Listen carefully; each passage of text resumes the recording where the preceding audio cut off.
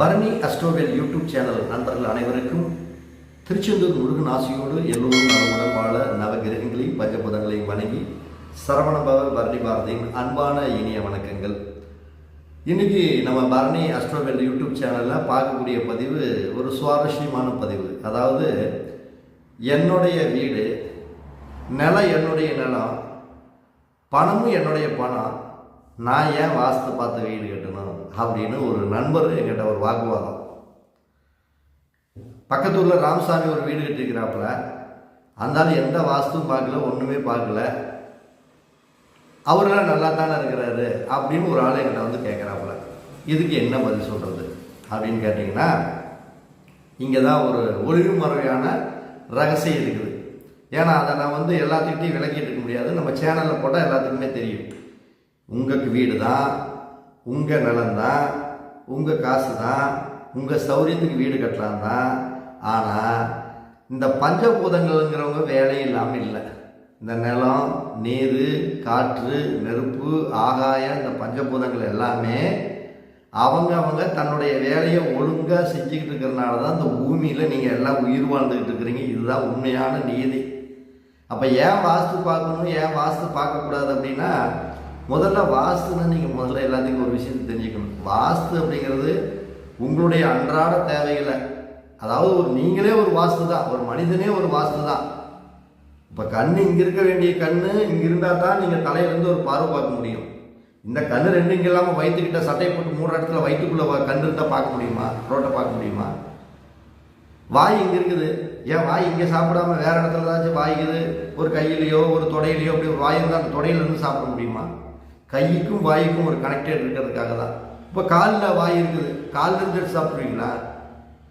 அப்போ முதல்ல வாஸ்துன்னா என்ன முதல்ல தெரிஞ்சுக்கணும். இந்த பஞ்சபூதங்களுடைய தன்மைகளை அறிஞ்சு ஒருத்தர் வீடு கட்டுறது தான் வாஸ்து. அதாவது நிலம், நீர், நெருப்பு, காற்று, ஆகாயத்தை பயன்படுத்தி யார் ஒரு அமைக்கிறாங்களோ அதுதான் வாஸ்து. அப்போ இதில் வாஸ்துப்படி ஏன் அமைக்கணும்னு ஒரு கேள்வி கேட்டார் பார்த்தீங்களா? அந்த ராமசாமின்னு ஒரு கதை சொன்னாப்புல பார்த்தீங்களா? அந்த ராமசாமி உண்மையாலுமே அவர் வாஸ்து பார்க்கலன்னு அவர் நினச்சிட்டு இருக்காரு. அவரோட வீடு மறைமுகமாக வேற நண்பர்கள்கிட்ட அவர் இந்த இடத்தையெல்லாம் காமிச்சு, அந்த இடத்த நம்ம போய் நேரடியாக பார்த்து அவங்களுக்கு சில வீட மேப் போட்டு மனையடி சாஸ்திரத்துக்காகவும் வாஸ்துக்காகவும் குடிப்பொருத்தத்துக்காகவும் மறைமுகமாக பண்ணியிருக்காரு. ஆனால் இண்டிவிஜுவலாக அவர் ஃபீல்டில் இறங்கலை. இதுதான் உண்மை. இதே போல தான் இன்றைக்கி எல்லா கதையுமே. கடவுள் இல்லைம்பாங்க, வாஸ்து இல்லைம்பாங்க. அது எல்லாரும் அவங்கவுங்களோட தனிப்பட்ட கொள்கை. நம்ம அவங்களுக்கு நம்ம விளக்க வேண்டிய அவசியம் இல்லை. கடவுள் இல்லை அப்படின்னா சரி, ரைட், அவங்களுக்கு கடவுள் இல்லாமல் இருக்கட்டும். நமக்கு நம்பிக்கை இருக்குது, கடவுள் இருக்காரு. அதே மாதிரி வாஸ்து இல்லைன்னு சொல்கிறாங்க, அது வாஸ்து இல்லாமல் இருந்துட்டு போகுது அவங்களுக்கு. ஆனால் கண்டிப்பாலுமே வாஸ்து அப்படிங்கிறது நம்ம ஃபாலோ பண்ணலாம்.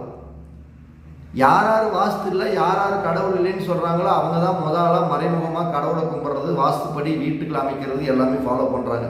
இது உலக அறிஞ்ச விஷயம், ஊரறிஞ்ச விஷயம் எல்லாத்துக்குமே. அப்போ நம்ம ஏன் நம்ம வீடாக இருக்கட்டும், நம்ம பணமாக இருக்கட்டும், ஏன் நம்ம வீடு வாஸ்து பார்க்கணும் அப்படின்னா, முதல்ல நம்ம ஒரு இடத்த நம்ம பார்க்குறோம்னா அந்த இடங்களில் இயற்கையாகவே வடக்கு கிழக்குனா பள்ளம் அப்படிங்கிற பகுதி, தெற்கு மேற்குனா மேடான பகுதி. அப்போ நம்ம ஒரு இடம் ஒன்று வாங்குகிறோம், ஒரு இடத்துல போய் வீடு கட்டுறோம், ஏதாச்சும் பண்ணுறோம்னா இந்த வடக்கு கிழக்குங்கிற ஒரு இடத்த எப்பயுமே ஒரு பள்ளம் பகுதியாகவும், தெற்கு மேற்குங்கிற ஒரு பகுதியை ஒரு மேட்டு பகுதியாகவும் நம்ம அமைக்கணும். அது மாதிரி இடத்த ஒன்று வாங்கினா ஒரு சிறப்பான ஒரு முன்னேற்றத்தை கொடுக்கும். அதே மாதிரி இடங்கிறது வந்து பார்த்திங்கன்னா சதுரமாகவோ செவ்வகமாகவோ அப்படி வாங்கக்கூடிய அமைப்பு இருந்ததுன்னா மிகப்பெரிய முன்னேற்றத்தை கொடுக்கும். இப்போ இன்னைக்கு எத்தனையோ வீடு கட்டியிருக்கிறாங்க. ஒரு 100 வருஷத்துக்கு முன்னாடி வீடு கட்டியிருக்கிறாங்க, ஒரு 50 வருஷத்துக்கு வீடு கட்டியிருக்கிறாங்க முன்னாடி. அந்த வீடெல்லாம் இன்றைக்கி நினச்சி இல்லையே. ஆனால் 500 வருஷத்துக்கு 300 வருஷத்துக்கு முன்னாடி கட்டின கோயிலெல்லாம் இன்றைக்கி நல்லா இருக்குது. எந்தெந்த இடத்துல சில இடத்துல தவறாக வாஸ்துப்படி கட்டாமல் இருக்காங்களோ அந்த கோயில் பூரா இடிஞ்சு போச்சு. நல்ல பரிமாணத்தோடு கட்டின கோயில்கள் இன்றைக்கி மிகப்பெரிய பிரபலத்தோடு வாழ்ந்துகிட்டு இருக்குது. அப்போ வாஸ்துப்படி இல்லாமையா அதெல்லாம் அவங்க ஃபாலோ பண்ணியிருப்பாங்க. நிச்சயம் அரசர் காலத்திலிருந்து வாஸ்து முறைப்படின்னு கட்டுறதுக்கு கட்டியிருக்கிறாங்க. எந்த அரசபையிலையும் வாஸ்து பார்க்கறதுக்கும் ஒரு ஜோதிட வல்லுநர்கள், ஒரு அவையில் ஒரு புலவருங்கிற மாதிரி இந்த பஞ்சபூதங்களை அறிஞ்சவங்களை அங்கே ஒருத்தர் அரசவையில் இருந்துகிட்டே இருப்பாங்க. அவங்க சொல்படி சில வேலைகள் நடந்துகிட்டே இருக்கும். அப்போ நம்ம ஒரு இடத்த பார்க்குறோம்னா இடத்த பார்த்து ஒரு நீங்கள் வீடு கட்டலான்னு இருக்கிறீங்க, ஒரு சரியான முறையில் பண்ணுறீங்க, பணம் உங்கள் பணமாக இருந்தாலுமே நீங்கள் தவறான வேலைகளுக்கு போகக்கூடாது. ஏன்னா இந்த நிலம் அப்படின்னா முதல்ல தத்துவத்தில் இந்த தென்மேற்கு மூலை, அந்த தென்மேற்கு மூலையை சரியாக ஹேண்டில் பண்ணணும். தென்மேற்கு மூலையை சரியாக ஹேண்டில் பண்ணுறதுனா உட்கார்ற இடம் ஒழுங்காக இருந்தால் எல்லாமே சரியாக வருங்கிற பழமொழியை தான். அப்போ நீ உட்கார்ற இடம் ஒழுங்கான இடமா இருக்கணும். இப்போ 4 இடம் 4 பகுதி இருக்குது, வடகிழக்கு தென்மேற்கு தென்கிழக்கு வடகிழக்கு இருக்குதுன்னா நீ உட்கார்ற இடம் அந்த தென்மேற்கு மூலையில் தான் போய் உட்காரணும். போய் வடகிழக்கில் உட்கார்ந்தீங்கன்னா உன்னுடைய வாழ்வாதாரம் சிறக்குமா? கண்டிப்பாக சிறக்காது. அப்போ உட்கார்ற இடம்னா தென்மேற்கு மூலையில் ஒரு இடத்துல எவ்வளோ இடம் சொட்டை இடம் இருந்தாலும் அதில் அந்த தென்மேற்கு மூலையில் நீங்கள் போய் உட்கார்ந்து ஒரு இடத்துல வீட்டை அமைச்சிங்கன்னா தான் மிக சிறப்பான முன்னேற்றத்தை கொடுக்கும். அதுக்கு புறம்பாக வடகிழக்குலேயோ தென்கிழக்குலேயோ வடமேற்குலேயோ நீங்கள் ஒரு இடத்த முதல்ல ஒரு வீட்டை கட்டக்கூடாது. கட்டுனீங்கன்னா நீங்கள் வாழ்க்கையில் முன்னேறதுக்கு உண்டான ஆயத்தம் இல்லாமல் போயிடுவீங்க. இதுக்கப்புறம் பார்த்தீங்கன்னா இப்போ ஒன்றும் இல்லை, சாதாரணமாக நிறைய விஷயங்களை சொல்லலாம். இப்போ நீங்கள் தமிழ்நாட்டையே எடுத்துக்கோங்க, எத்தனையோ கோயில்கள் இருக்கலாம். ஏன் பழனி மலையில் மட்டும் மிகப்பெரிய ஒரு செல்வாக்கு சொல்வாக்கு கேரளாவிலிருந்து அப்படி மக்கள் வந்து குவிகிறாங்க. இப்போ கிருத்திக்கு நான் போயிருந்தேன், அளவு கடந்த கும்பல். ஏன், என்ன காரணம்? பொதுவாக அந்த பழனி மலைக்கு தெற்கு பகுதியில் மேற்கு பகுதியில் இயற்கையிலேயே உயரமான குன்றுகள், அதாவது இந்த வடகிழக்கிலிருந்து வரக்கூடிய இந்த காந்த விசை கதிர்கள் அந்த பழனி மலையில் பட்டு வெளியே போக முடியாத அளவுக்கு உயரமான மலைகள் எல்லாம் இருந்துச்சு. அப்போ அந்த கதிர்கள் எங்கே நிறைஞ்சிருக்குது? அந்த பழனி மலையோடையே அப்படியே லாக். அப்போ அதனால தான் பழனி மலையில் மிகப்பெரிய ஃபேமஸ். அந்த பழனி மலை முருகன் அந்த இடத்துல இருந்து பார்க்கக்கூடிய பகுதி கேரளாவை பார்க்குறாரு. நல்லா புரிஞ்சுக்குங்க. வடகிழக்கு ஏன் நம்ம சைடில் அந்த முருகன் பார்க்கல? அதாவது பார்வைங்கிறது பலம் அதிகம். பார்வைக்கு ஏன் இப்போ நான் பார்க்குறேன்னா செல்ஃபோனை பார்க்குறேன்னா செல்ஃபோனில் தான் தெரியும். நான் சைடில் இப்படி பார்த்தோன்னா எப்படி தெரியும்? சைடு தான் தெரியும், செல்ஃபோனில் தெரியாது. அப்போ நம்ம பார்க்குற பார்வைக்கு பலம் அதிகம். நல்ல விதமாக பார்த்தா நல்ல பார்வை, கெட்ட விதமாக பார்த்தா கெட்ட பார்வை. அப்போ இந்த வடகிழக்கிலிருந்து வரக்கூடிய அந்த கதிர்கள் அந்த பழனி மலையில் பட்டு அந்த பழனி மலையிலிருந்து பார்த்தீங்கன்னா கிட்டத்தட்ட அப்படியே நேராக தென்மேற்கு மூலையில் உயரமான மலைகள் குன்றுகள் கொடைக்கானல் வந்த மலைகள்லாம் ஃபுல்லாக இருக்குது. அதனால் அந்த ஈசானியத்துடைய கதிர்கள் பழனி மலையோட ஸ்டாப் அங்கே இருக்கக்கூடிய மிகப்பெரிய அளவுக்கு முன்னேற்றத்தை கொடுக்குது. அவர் பார்வை, முருகனுடைய பார்வை கேரளாவை பார்க்குது. அதனால தான் கேரளாவில் இன்றைக்கும் மழை நல்ல நேரத்துக்கு மழை பெய்யுது. நினச்சா எந்த மரங்களும் வெட்டுறதில்லை, இயற்கைக்கு புறம்பாக எதுவும் நடக்கிறதில்ல. எல்லாம் சிறப்பான முன்னேற்றத்தில் போயிட்டு இருக்குது எல்லா மக்களுக்கும். அதனால தான் கேரளா மக்கள் வந்து குவிஞ்சிக்கிட்டு இருக்கிறாங்க. அதை விட இன்னும் பழனி மலையில் இன்னைக்கு ட்ரெண்டிங்கு, இன்றைக்கும் இல்லை பல காலமாக பல வருஷங்களாமே ட்ரெண்டிங் தான். ஆனால் இன்றைக்கும் அந்த தெய்வீகத்தில் வந்து சத்குரு ஞான பகவான் மூட்டை சுவாமிகள் எத்தனையோ ஜீவ சமாதி இருக்குது தமிழ்நாட்டில். ஏன் ஒரு ஜீவ சமாதி கூட வெளியே டெவலப் ஆகலை? ஏன் வளர்ச்சி அடையலை? எல்லாருமே மகான் தான். ஏன் பழனியில் மட்டும் கணக்குமட்டி மூட்டை சுவாமிகள் வந்து ஃபுல் டெவலப்பு? மக்கள் வந்து வெள்ளிக்கிழமை கிருத்திகை புனர்பூச நட்சத்திரம் இது மாதிரி வியாழக்கிழமை சனி ஞாயிறு எல்லா நாளுமே மிகப்பெரிய பழனி மலையில் என்ன நிகர் கும்பல் இருக்குதோ அதுக்கு நிகரான கும்பல் மூட்டை சுவாமிகளோட ஆசிரமத்தில் இருக்குது. எல்லா தமிழ்நாட்டு நடிகர்களும் வந்துட்டு போயிட்டாங்க. அதாவது கடவுளே இல்லை அப்படின்னு சொன்ன சினிமா நடிகராக இருக்கட்டும், அரசியல்வாதிகளாக இருக்கட்டும், நட்பு வட்டார நண்பர்களாக இருக்கட்டும், என்னுடைய நண்பர்களே கூட சொல்கிறேன், நிறைய பேர் மறைமுகமாக கூட அந்த கோயிலுக்கு போயிட்டு வந்துட்டாங்க. இது நானே என்கிட்டயே அவங்க சொல்லியிருக்காங்க, நான் போய் பார்த்துட்டு வந்தேன், இப்போ எனக்கு நல்லா இருக்குது அங்கே போனதுக்கப்புறம் அப்படிங்கிறாங்க. அப்போ என்ன காரணம்? பழனியோட மூட்டை சுவாமிகள் அப்படியே தெற்கு மேற்கு பகுதியில் மிக உயரமான இந்த சக்தி வடகிழக்குங்கிற வர சக்தி வெளியே போகாமல் அந்த இடத்த ஃபுல் ஃபார்மில் இருக்குது. அதனால இயற்கையாகவே வடகிழக்கில் அந்த மூட்டை சுவாமிகளுடைய அனுகிரகம், மூட்டை சுவாமிகளுடைய சக்தி இது எல்லாமே மிகப்பெரிய அளவுக்கு வளர்ச்சி. அப்போ வாஸ்து தான் நம்ம மெயினாக பார்க்கணும். வாஸ்துங்கிறது சிம்பிள் லாஜிக் தான். யார் யார் எங்கெங்கே எப்படி எப்படி உட்காரணுமோ அப்படி எப்படி அவங்கள அந்த இடத்துல உட்கார வச்சோம்னாவே வாழ்க்கையில் ஜெயிச்சிடுவாங்க. அப்போ ஒரு வீட்டில் ஒரு இடத்த வாங்குறோம்னா தென்மேற்கு மூலையில் வீட்டை கட்டுறோம். அப்போ தென்மேற்கு மூலையில் வீட்டை கட்டுறோம்னா நல்லா புரிஞ்சுங்க, நிறைய பேர் வீடு கட்டுறாங்க, ஆனால் அந்த வாயு தத்துவத்தை மட்டும் ஒழுங்காக அமைக்கிறதே இல்லை. அந்த வாயு தத்துவம்னு என்ன, வாயு தத்துவம் இல்லை சாரி ஆகாய தத்துவத்தை மட்டும் ஒழுங்காக அமைக்கிறது இல்லை. ஏன் ஆகாய தத்துவத்தை அமைக்கிறது இல்லை? ஆகாய தத்துவம்னா என்ன அது நல்லா தெரியணும்ல. ஆகாய தத்துவம்னா நிறைய வீடியோவில் சொல்லிட்டேன், திருப்பி திருப்பி சொன்னாலும் சில விஷயங்களை நம்ம சொல்லித்தாகணும். ஆகாய தத்துவம் அப்படிங்கிறது ஒரு கட்டடத்தை, ஒரு இடம், ஒரு 60க்கு 40 ஒரு கட்டடம், ஒரு இடத்த கட்டடமோ கோயிலோ கட்டணம்னா அந்த வீட்டை சுற்றி வர்ற மாதிரி வரணும். எந்த வித பண்ணுங்க, கோயிலுக்கு போகிறீங்க, இன்னைக்கு எல்லா கோயில்லையும் போனீங்கன்னா அந்த கோயிலை சுற்றி வர்ற மாதிரி தான் இருக்கும். ஏதாச்சும் ஒரு கோயிலை முன்னாடி நின்று சாமி கும்பிட்டு பின்னாடி சுற்றி வராத கோயில் ஏதாச்சும் ஒரு கோயில் இருக்குதா? எதுவுமே கிடையாது. எந்த கோயிலாக இருந்தாலும் அந்த கோயிலை சுற்றி வரக்கூடிய பகுதி இருக்கும். அப்போ அந்த சுற்றி வரக்கூடிய பகுதிங்கிறீங்க பார்த்தீங்களா, அதுதான் ஆகாய தத்துவம். அப்போ இந்த ஆகாய தத்துவத்தை ஒழுங்காக ஹேண்டில் பண்ணணும். எல்லா கோயிலையுமே மிகப்பெரிய அளவுக்கு சுற்றி வரக்கூடிய பகுதியில் இருக்கிறனால மிகப்பெரிய வளர்ச்சி அடைஞ்சிட்டு இருக்குது, சிறப்பான முன்னேற்றத்தை கொடுத்துட்டு இருக்குது. எந்த சூழ்நிலையிலையும் பெரிய அளவுக்கு பாதிப்புகளை கொடுக்கறது இல்லை. அப்போ நீங்கள் என்ன பண்ணணும், எல்லாருமே வீட்டை கட்டுறது தெற்கு மேற்கு மூலம், தெற்கு மேற்கில் அப்படி ஒட்டி கட்டிக்கிறது, பின்னாடி சைடில் சந்து விடுறது இல்லை, இந்த ஆகாய தத்துவத்தை சரியாக ஹேண்டில் பண்ணி அமைக்கிறது இல்லாதனால வீட்டில் வளர்ச்சி இல்லை, பொருளாதாரம் இல்லை, எனக்கு அந்த சக்தி இல்லை, இந்த சக்தி இல்லை அப்படிங்கிறாங்க. நீங்கள் முதல்ல ஒரு விஷயத்தை நல்லா உள்வாங்கணும். நிலம், நீர், நெருப்பு, காற்று, ஆகாயத்தை நீங்கள் சரிவர அமைச்சு வீடு கட்டணும். அது ரொம்ப முக்கியமான விஷயம். இவ்வளவு ஏங்க அதிகமாக ஏன் நம்ம போய் கசகசன்னு பேசிக்கிட்டு.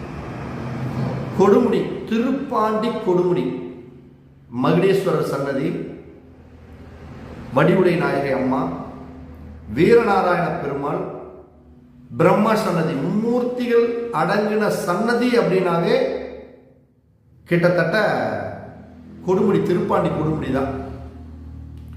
இன்னைக்கு அந்த ஊர்ல ஏதாச்சும் அப்படி சம்பவம் நடந்துருச்சு, இல்லை தீய விஷயங்கள் நடந்துருச்சு, வேற மாதிரி ப்ராப்ளம் ஆயிடுச்சு, கொடுமுடியில் இப்படி நடந்துச்சு, அப்படி ஏதாச்சும் ஒரு விஷயங்கள் கேள்விப்பட்டிருக்கிறீங்களா? கண்டிப்பாக அந்த ஊரில் கேள்விப்படுறதுக்கு வாய்ப்பே கிடையாது.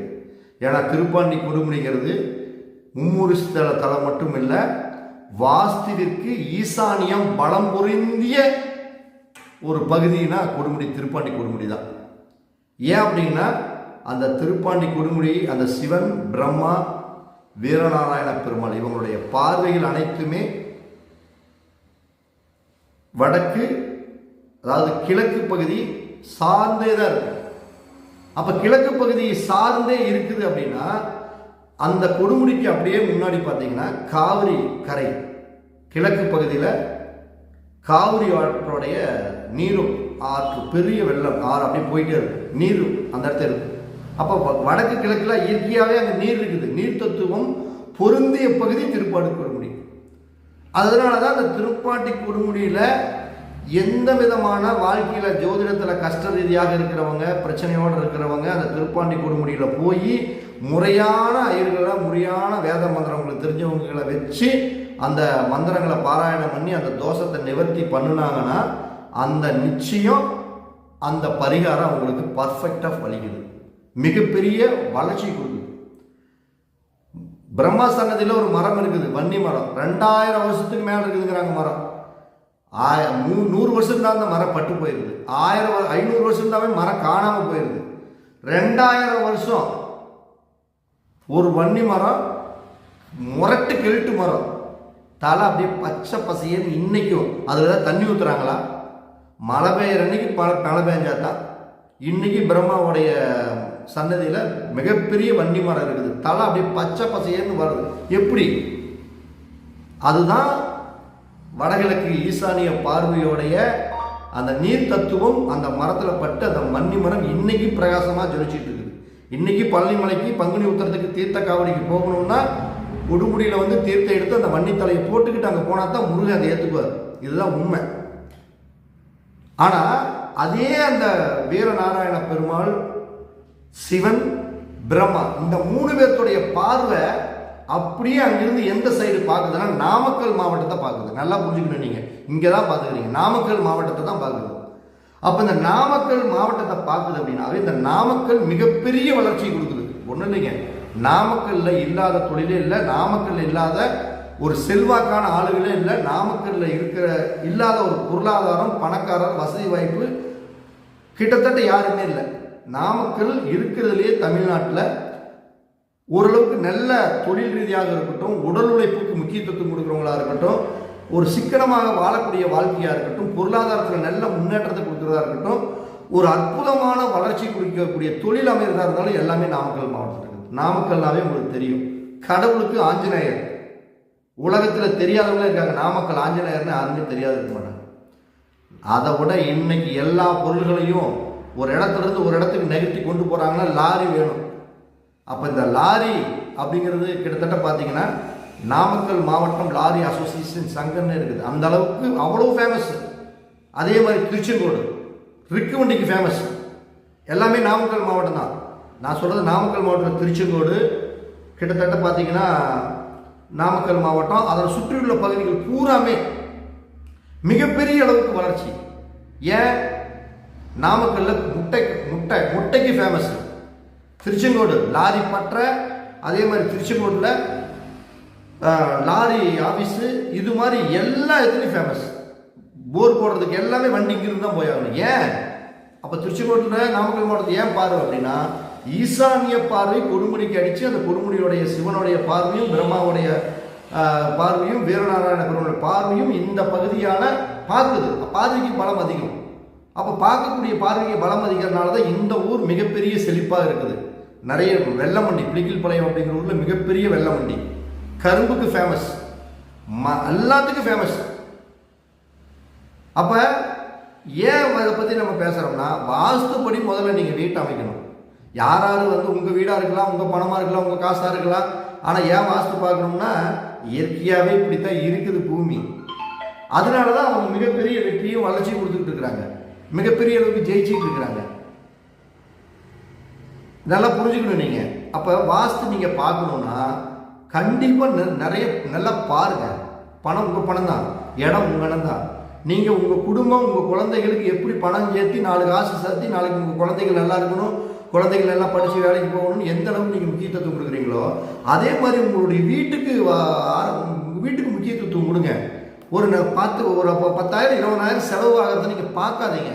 நல்ல விஷயம் தெரிஞ்ச ஒரு 4 தெரிஞ்ச ஜோதிடரிடம் வந்து முதல்ல உங்கள் இடத்த வந்து முதல்ல பாருங்கள். முதல்ல இடத்த காக்காமல் தயவு செய்து இனிமேல் யார் வாஸ்து பார்த்தாலும் இடத்த காமிக்காமல் ஒரு மேப்பை போட்டு அனுப்பிச்சிக்கிட்டு, இல்லை என் வீடு தெற்கு இருக்குது, மேற்கு இருக்குது, இப்படி இருக்குதுன்னா தயவு செய்து கேட்காதீங்க. அது நீங்களே உங்கள் தப்பு பண்ணுறீங்கன்னு அர்த்தம். சிம்பிளாக சொல்லக்கூட தப்பு பண்ணுறீங்கன்னு அர்த்தம்.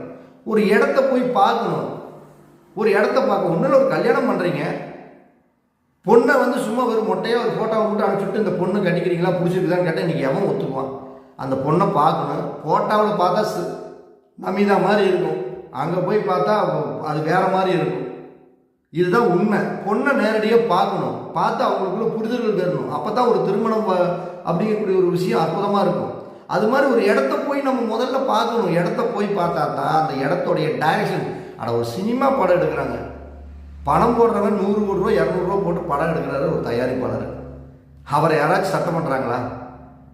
அவர் நான் இந்த நடிகரை தான் போடணும், இந்த மாதிரி ஒருத்தரை நான் போடலான்னு இந்த நடிகரை போடுங்க, இந்த மியூசிக் யாராச்சும் போட தயாரிப்பாளர் சொன்னால் கேட்பாங்களா?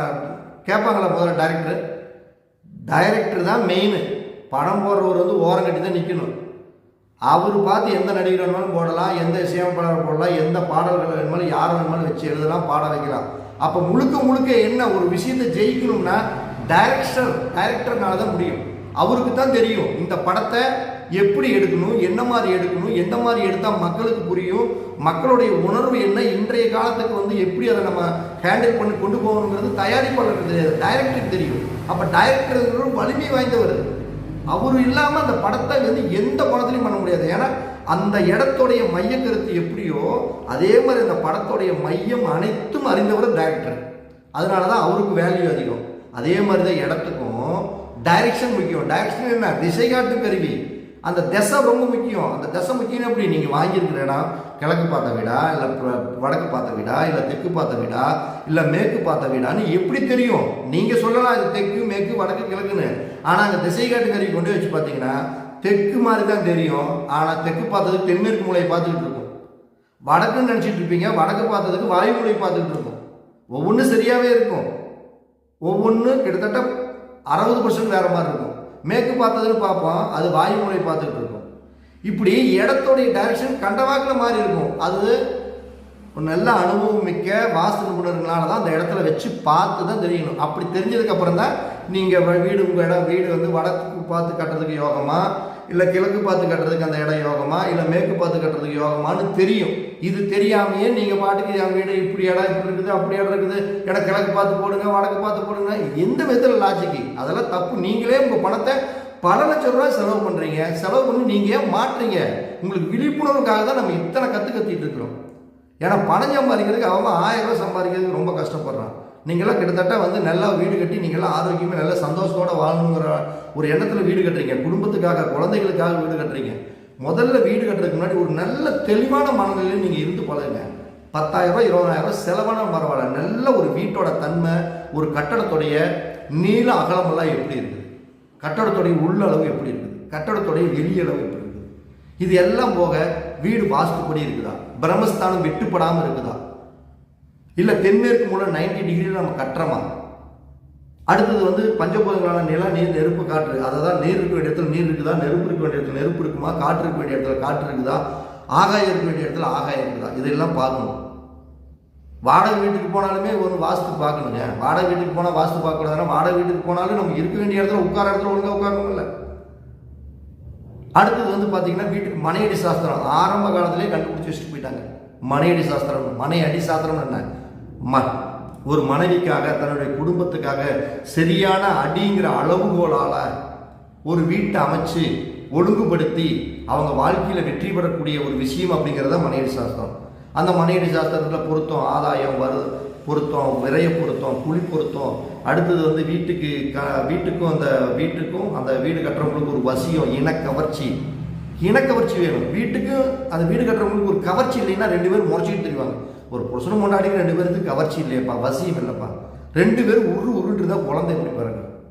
அதே மாதிரி தான் வீட்டுக்கும் வீடு கட்டுறவங்களுக்கும் இடத்துக்கும் ஒரு கவர்ச்சி வேணும், இனக்கவர்ச்சி வேணும், உயிர் இருக்கணும், யோகம் இருக்கணும். இது எல்லாம் நிறைய விஷயம் இருக்குது.